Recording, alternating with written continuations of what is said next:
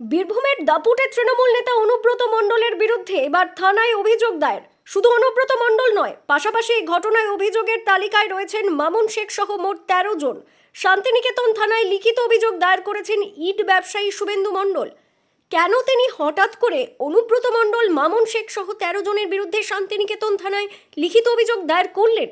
এমন ঘটনার পেছনে রয়েছে 2021 সালের নির্বাচনের পর ভোট পরবর্তী লুটপাট। অভিযোগকারী ব্যক্তি অর্থাৎ ইট ব্যবসায়ী শুভেন্দু মণ্ডল 35 বছর ধরে একটি ইট ভাটার ব্যবসা চালান। রাজনীতির সঙ্গে যুক্ত না হয়েও 21-এর নির্বাচনে তৃণমূল বিপুল সংখ্যাগরিষ্ঠতায় পুনরায় সরকারে আসার পর তার ইট ভাটায় লুটপাট চালানো হয়। 100টি ট্রাক্টর নিয়ে অন্তত পক্ষে 35 লক্ষ টাকার ইট নিয়ে যায় দুষ্কৃতীরা।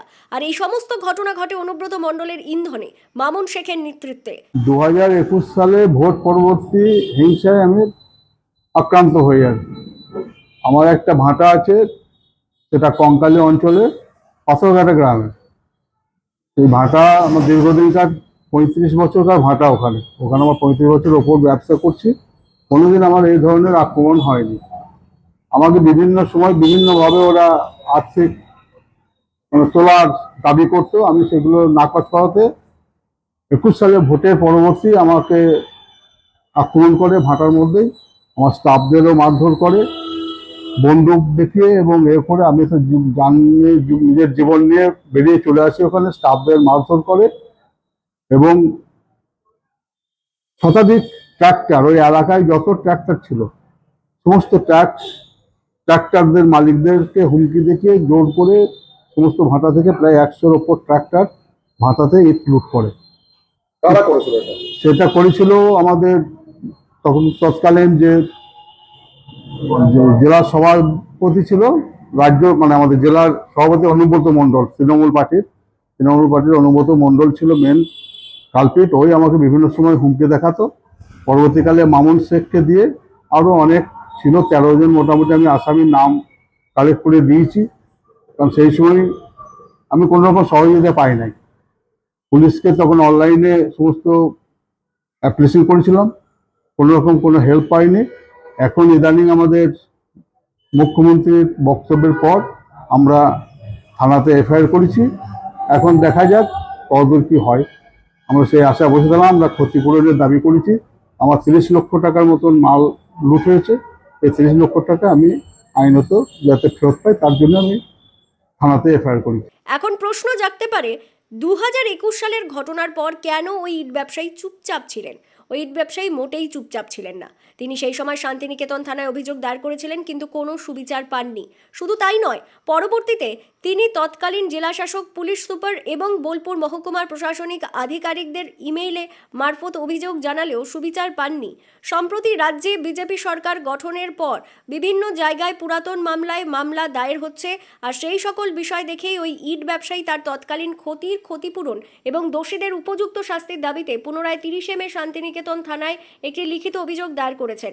সেদিনের সেই ঘটনার বিবরণ দিতে গিয়ে ইট ব্যবসায়ী শুভেন্দু মণ্ডল জানিয়েছেন, সেদিনের সেই হানা বলে বোঝানো মুশকিল। প্রাণে বাঁচতে আমি আমার সমস্ত কর্মীদের বলেছিলাম নিজের বাড়ি চলে যেতে। যা ছিল অকল্পনীয়, বিশাল যুদ্ধ পরিস্থিতি চলছিল আমার ভাটার মধ্যে। আমরা লুকিয়ে যখন দেখি, কিন্তু আমাদের কিছু, তখন আমার কাছে মোবাইলও ছিল না যে আমি ফটো করে রেখে দেবো। ওই এলাকার সবাই একদম ভীত সন্ত্রস্ত, বোমবাজি, বন্দুক নিয়ে সব লাফালাফি করেছে।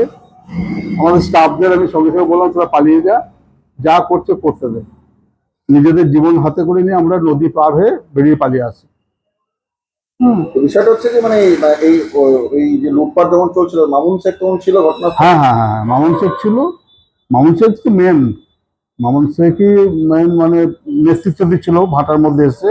মামুন শেখ ছিল, আরো ওদের গ্রামেরও, পাথরঘাটা গ্রামের কিছু ছেলে ছিল, তাদের নাম আমি ভাড়াতে এখানে দিয়েছি।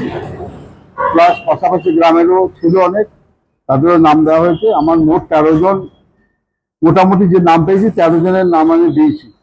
হ্যাঁ, তার মধ্যে ট্রাক্টর মালিক আছে একজন, সেই ম্যাক্সিমাম ট্রাক্টরকে কালেকশন করেছে। আমাদের সীতাপুর গ্রাম থেকেও ট্রাক্টর এসেছে। প্লাস পাশাপাশি সমস্ত জায়গায় অঞ্চলে যত ট্রাক্টর ছিল সমস্ত ট্রাক্টরকে ভয় দেখিয়ে সেই লুটে সহযোগিতা করেছে। এবং সেই ইট ম্যাক্সিমামটা গিয়েছে আপনার